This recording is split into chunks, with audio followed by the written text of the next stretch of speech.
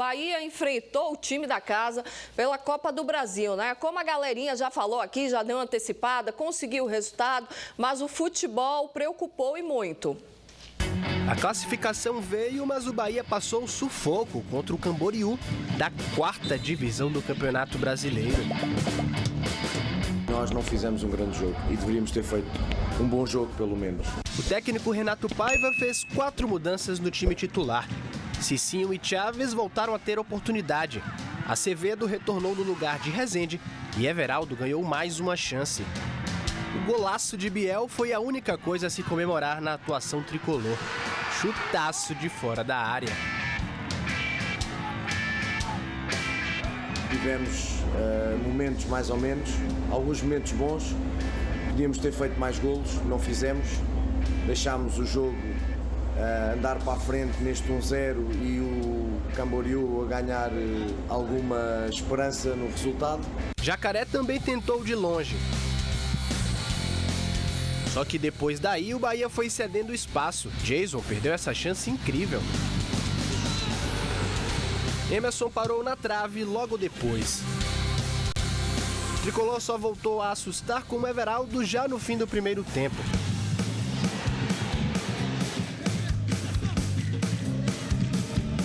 A etapa final foi de sufoco. Teve essa bola na trave. Uma sequência de gols perdidos pelo Camboriú. A segunda parte é para esquecer. É muito má a segunda parte do nosso lado. O Camboriú fez um grande jogo. O Camboriú ficou com 1 a menos e a pressão diminuiu. O Bahia se segurou e garantiu a vaga na próxima fase da Copa do Brasil. Daqui o que se salva é a qualificação e o que os jogadores transpiraram.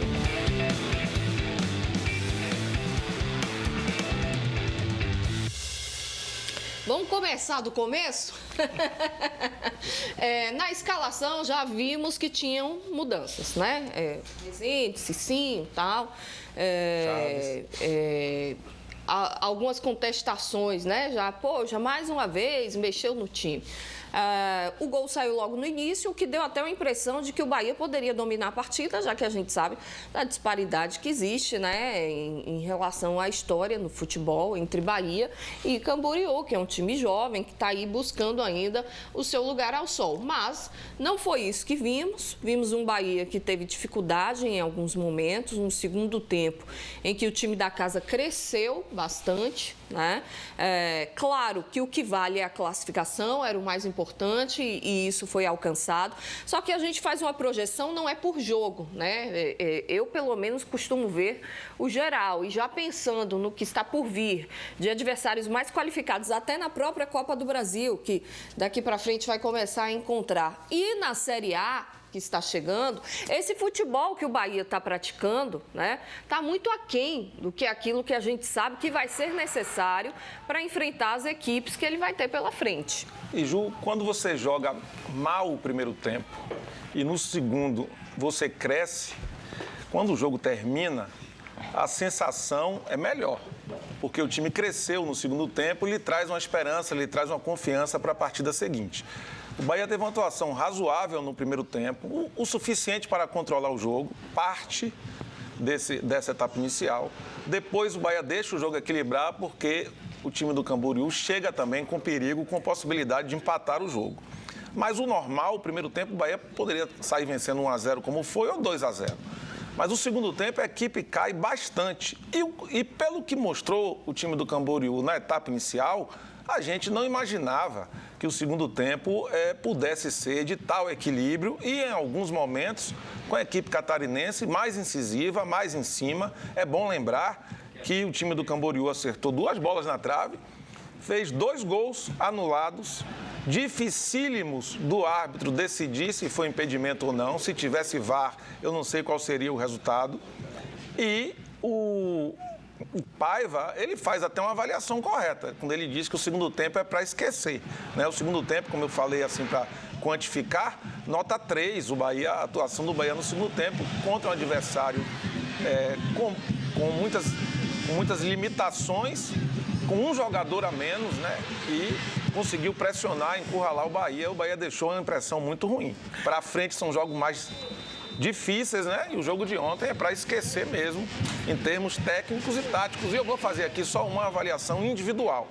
A gente, às vezes, passa muita mão pela cabeça do jogador que vem de fora e é muito duro com o jogador que já está na casa. Eu não consigo ainda relacionar o valor pago ao Chaves para o futebol que ele entrega em campo. Acho o Chaves um jogador burocrático que faz o básico, que não encanta na fase ofensiva e também não é tão eficaz quando se defende. É um jogador mediano que faz o feijão com arroz, tomar aquele deslanche, mas se ele tem dificuldades de jogar pelo esquema, essas dificuldades se aplicam ao Matheus Bahia, se aplicam ao Rian, se aplicam ao Borel, se aplicam ao André, ao Cicinho, a todos que jogam pelas laterais. E às vezes a gente fica botando muito pano quente porque o jogador foi caro, mas ele não está entregando futebol suficiente para justificar o preço pago por ele, o valor. Você tem total razão, Nelson. E você já dissecou aí mais ou menos o que foi, você ontem comentou pela Band News, e nós estávamos assistindo. Realmente, quando se viu, né, logicamente, a equipe do Camboriú, sabendo que tecnicamente era inferior, seu treinador optou por não dar espaço. Baixou um pouco suas linhas, dando espaço para o Bahia sair jogando, sem apertar uma marcação. E aí que nós vimos as deficiências que o Bahia tem. Não tem variação de jogada. Na construção da jogada é sempre a mesma coisa. Muitas vezes eu tenho amigos que gostam do futebol que dizem que irrita, cansa de tantas toques laterais, toques sem nenhum tipo de verticalização, buscando alternativa de jogo. Para quê? Para que os seus atacantes tenham condições de finalização. Enquanto que, quando se toca a parte defensiva, que se vê a fragilidade dos seus zagueiros, do sistema de marcação. A recomposição do Bahia é muito lenta, extremamente lenta quando se perde a bola. E o que é que acontece? Os seus zagueiros ficam expostos, muitas vezes se critica a zaga, mas não é só a zaga, é todo um sistema de marcação que é frágil. E você tocou num assunto importante. O Chaves, um jogador de 18 milhões, tá? E levando-se em consideração que foi atleta do treinador, então ele já tinha o conhecimento da capacidade e que nós vimos que até hoje já se passou o tempo, toda aquela paciência que deva existir, já não tem mais porquê. E dos três que tenho aí, ele para mim é o mais fraco. Pelo menos pelo que demonstrou até agora. Eu nem vou criar correlação com o valor, que eu acho, pelo que ele vem desempenhando, um valor extremamente absurdo. Porém, levando-se em consideração que o treinador conhece a qualidade do atleta, foi seu atleta, realmente deixa muito a desejar e, tendo três laterais, né, não se imaginava ter que buscar um outro. Porém, se ele continuar da forma que está, não vai ter um bom desempenho para o Campeonato Brasileiro de Série A, que é o foco principal e o objetivo maior da equipe do Bahia. Então, isso é muito preocupante e a sua diretoria já deverá estar revendo alguns conceitos nas suas contratações. O que é mais preocupante para mim é quando a gente vai jogar contra esses times, que ele torce porque vai jogar contra o Bahia. Já aconteceu aí no ano passado, eu acho. Azures, os caras né? fizeram festa porque ia jogar contra o Bahia. A gente vê um time desse aí, Série D, né, do campeonato, não tem cabimento jogar contra o Bahia. Os caras não têm medo, não têm respeito, pô, de jogar. Pô, acontece às vezes, não dá certo. O cara joga pela bola certa, a bola, mas a gente não vê que é isso. Eles têm domínio do jogo, ele cria oportunidade, ele tem facilidade dentro do jogo. E aí eu falo sempre isso aí, porque fica muito com a ideia de que você ter um time bom, ter um time competitivo é dinheiro. E muitas das vezes não é dinheiro. Primeiro, você contrata muitos jogadores, não dão certo. Até jogadores que você acha que vinha e dá certo. A minha preocupação dentro do campeonato que vai vir é justamente isso, porque a gente está aqui. É claro que isso aí está servindo de lição, porque se desse certo, talvez ele não fosse fazer as contratações que precisa agora no segundo semestre. Então, como não deu certo, eles vão ter que dar uma resposta ao torcedor. E vai ter que dar firme. E que os jogadores venham, vistam a camisa e joguem no Bahia, porque não tem tempo para isso. Às vezes a gente fala, não, vai começar o campeonato da Série A, o principal é a Série A, mas a gente não tem nenhuma base aí com esse time que tem aí para você pegar jogadores experientes e colocar no meio para dar certo. Você vai fazer isso dentro da competição. E se não der certo, vai fazer o quê? O que eu tenho observado nos jogos, né, e é óbvio, é notório, e o torcedor do Bahia já tem demonstrado um incômodo muito grande com isso, o número elástico de gols sofridos desde a chegada do técnico Renato Paiva, a fragilidade do seu sistema defensivo e o quanto se torna previsível quando o adversário enxerga, principalmente na retomada de bola, a lentidão, né, porque ele antecipa muito as suas linhas, que é uma escolha do treinador, ele chegou até a falar de metodologia do Grupo City, mas que tem prejudicado. Ontem, por exemplo, o Camboriú, ele conseguiu chegar na área do Bahia com uma certa facilidade. E é um time que, tecnicamente, é fraco, vamos ser bem sinceros, né? E não fez o gol por falta de competência dos seus atacantes. Se tivesse um jogador um pouco mais, né, qualificado, o Bahia teria tido dificuldade. O ataque até funciona em determinado momento, o Biel foi lá, fez a sua parte, daqui a pouco a gente vai mostrar o lance do Everaldo, amigo, que pelo amor de Deus, viu? A gente vê coisa nesse futebol. Mas o esquema do Paiva tem sido muito questionado. Eu vou começar com o Nelsinho, porque é um cara que já trabalhou ali nas 4 linhas e pode falar pra gente sobre isso. Ontem até conversamos na Band News, né, Nelsinho? Sim. E o torcedor está muito incomodado. Acabou já aquele amor todo do início, porque era só um campeonato baiano, né? Mas todo mundo já está enxergando que desse jeito numa Série A é complicado. Ju, porque na Série A eu acho que ocorre todas as situações, né?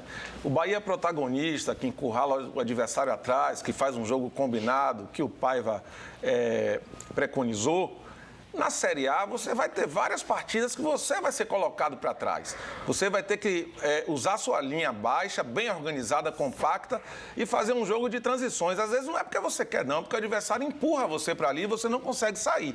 Outros jogos, não. Então, todos os comportamentos, eles vão acontecer dentro de um campeonato de 38 partidas. Então, você ter só uma receita, você vai se complicar quando você pega um adversário que lhe coloca atrás. Outro ponto é o seguinte, a linha adiantada, ela existe toda vez que eu estou próximo à área do time adversário. Aí, a minha defesa tem que estar no meio-campo mesmo.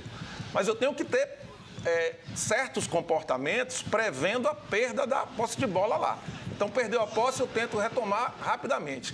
Eu vou conseguir nas 10 vezes que eu tento? Não. Algumas não. Algumas o atleta vai estar livre. Aí eu tento pressionar para ele não fazer o lançamento. É uma segunda opção. Mas vai conseguir êxito em todas? Não vai. Vai ter bola que vai ser lançada. Aí você tem que ter uma terceira saída, que é o posicionamento dos seus defensores corporal. O posicionamento corporal é de lado para correr para trás. Porque se eu fico de frente para o jogo, o atacante está na diagonal. Quando ela me encobre, eu tenho que virar para correr e você já foi. E o quarto é que se eu tiver todo certinho com isso tudo e a defesa não for rápida, vai tudo por água abaixo do mesmo jeito. Então, é engrenagem de situações para você se precaver quando perde a bola. O Paiva sabe disso, isso é treinado. Agora é preciso ter foco, atenção para a realização dessas tarefas. E acho que o Bahia tem que aprender a jogar também com o bloco baixo, marcando atrás, com a segunda linha que está à frente da linha defensiva, atacando a bola, para não ter que estourar lá atrás para resolver o problema. E acho que isso está faltando um pouquinho, Ju. A defesa é falha, mas ela é muito exposta também. Para o Vizé e Beto, deixa eu colocar aqui primeiro o Renato Paiva falando sobre pressão, né? Pressão de estar à frente do Bahia. A mim não me dificulta nada. Eu continuo a fazer o meu trabalho da mesma maneira que faço, tranquilamente. Faço o meu trabalho todos os dias com grande profissionalismo, eu e o meu corpo técnico, com grande dedicação, muitas horas no clube, muitas horas em casa. É para isso que nós cá estamos, é assim que eu vejo a minha profissão. Podem-se não se ver os resultados ainda ou já, é natural. As pessoas têm os seus timings e nós temos os nossos na preparação da equipa. Conscientes daquilo que estamos a trabalhar, do grupo com quem estamos a trabalhar, daquilo que estamos a fazer por cada jogador a nível individual e coletivo. Não há tempo para treinar, só agora temos 4 jogos seguidos em que vamos treinar um dia um dia, um treino entre cada jogo e que é um treino de recuperação. Portanto, obviamente que a torcida tem a sua posição, mas não é só a do Bahia, é em geral no Brasil. A cobrança é enorme, a impaciência é enorme, a exigência é enorme, faz parte. Tranquilíssimo com o meu trabalho. Eu entendi tudo, viu, Ju? Entendeu? Entendi Não tudo. é que não é só a torcida do Bahia que cobra, não, mas a torcida do Bahia é diferente, tem que se acostumar com isso. E sobre calendário, é com todos os clubes, amigo, não é só o Bahia que joga, né? Eu entendi tudo. O que atrapalha, Nelsinho falou, todo mundo falou, mas o que atrapalha tudo é a bola. Quando você bota a bola, tudo dá errado, não dá certo. Porque quando você bota lá na caneta, você bota no quadro, bota no papel, é uma coisa. Mas dentro do campo, a gente vê o que está acontecendo. É difícil você entender, porque não é uma questão de estar perdendo os jogos onde ele está implantando uma forma do Bahia jogar e que a gente está vendo que a dificuldade é normal até você implantar isso. Não é isso. Ele não consegue formar nada porque o resultado que está tendo dentro do campo são um resultado ruim dos seus jogadores que não fazem o que ele pede, tem domínio das equipes adversárias. O Bahia tomando goleada que nunca aconteceu isso na história do Bahia, ficar tomando goleadas seguidas, até perder é normal. Agora, da forma que o Bahia está perdendo, o torcedor realmente está ficando irritado e a gente fica com medo, porque perder, como a gente perdeu, teve uma vez que a gente perdeu, né? Às vezes é bom a gente lembrar, a gente tomou 3-0 do Internacional lá no Beira-Rio. Mas vai ver como é que tomou os 3-0, atacando, criando, perdendo gol anulado. Chegou do Fluminense, tomou 3-0 do Fluminense. A mesma coisa. Bobô entrou na cara do gol, a gente teve gol, perdeu. E atacando com 6, com 7, como ele está falando aí, que quer armar o time. Poderia estar jogando dessa forma e o resultado não está vindo, mas não é isso, então tem que mudar, porque os jogadores não estão conseguindo fazer o que ele quer e não acrescenta mais nada. Hoje, a dificuldade dos jogadores é justamente isso. Ele quer formar esse jeito de jogar e o jogador não acrescenta mais nada, não consegue fazer o que ele está pedindo e a grande diferença era isso. Vocês dois estão aqui, você sabe disso. Evaristo falava, faz isso aqui. Tá, Evaristo pediu isso aqui, mas a gente fazia mais 2, mais 3 coisas cada um. Então você consegue formar um time e dentro do campo conseguiria fácil fazer isso aí que ele quer. Mas não tem jogador para fazer isso nesse elenco do Bahia. Olha, ele tenta passar uma imagem que nós passando no futebol sabemos que não é real. Ele quer dizer que está tranquilo, não está tranquilo. É impossível qualquer treinador com uma equipe grande como a do Bahia, que a expectativa que foi criada normalmente pelo torcedor, isso nós temos que admitir, vem um grupo potente, que tem equipes em todo o mundo, então criou-se no torcedor uma expectativa altamente positiva.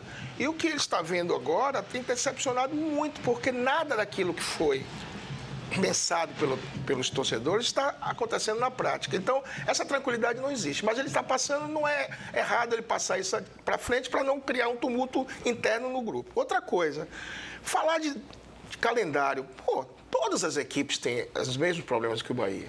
Só que ele está sempre dizendo que está tendo erros, que vai corrigir, e nós não vimos absolutamente nenhuma evolução. Muito pelo contrário, uma involução. Por quê? Esse jogo mesmo, como o Nelson falou, do segundo tempo de ontem, foi um absurdo.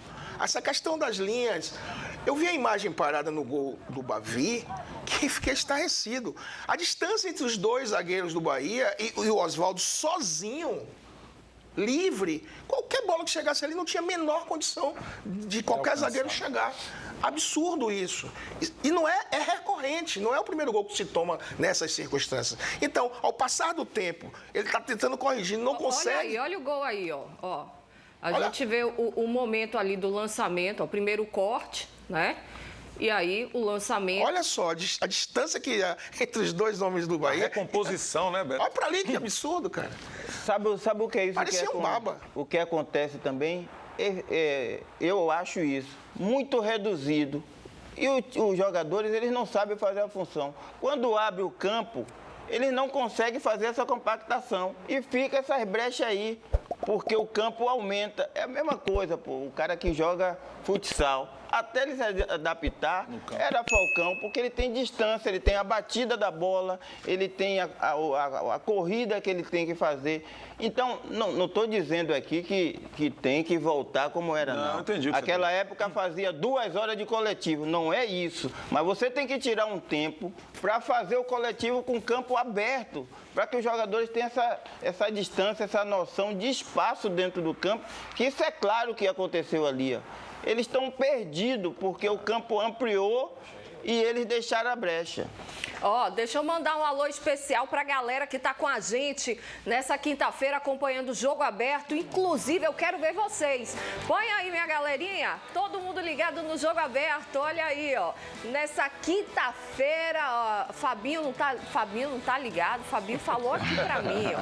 Ah, não foi ele. Foi a Ilha tentando passar uma perna na gente, mas a gente vai lá e resolve o problema dela, né? Quando tiver ok, me avisa. Já, ó. 20 segundinhos a gente vai mostrar a galera ligada no Jogo Aberto nesse quintou, hein? Agora, eu tenho uma dica importante para passar para você quando tem algum problema no meu carro, preciso comprar peças, por exemplo. Eu não abro mão de uma coisa que é qualidade original, preço sem igual, por isso eu exijo Castrilon Autopeças. Para vocês terem ideia, a Castrilon tem mais de 40 anos no mercado, é uma longa caminhada oferecendo os melhores preços em peças de altíssima qualidade, com mais de 60 lojas nos estados de Goiás, Rondônia, Pará, Maranhão, Mato Grosso. Aqui, é claro, na Bahia, em mais estados, logo serão 70 lojas espalhadas no Brasil. Então, se precisar de peças para o seu carro, picape, caminhão, carreta, além de pneus, lubrificantes e muito mais, procure a Castrilon mais próxima. Castrilon Autopeças, qualidade original, preço sem igual.